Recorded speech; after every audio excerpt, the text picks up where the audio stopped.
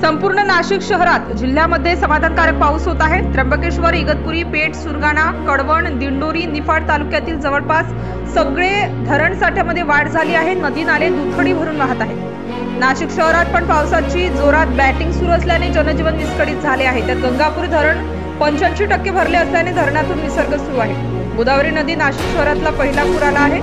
नाशिक शहराला लागून असलेले मखमलाबाद, दरी मतोरी या परिसरातील प्रसिद्ध दरी माता मंदिर धबधबा सुरू झाला आहे। स्टार न्यूज साठी मिलिंद परदेशी, नाशिक।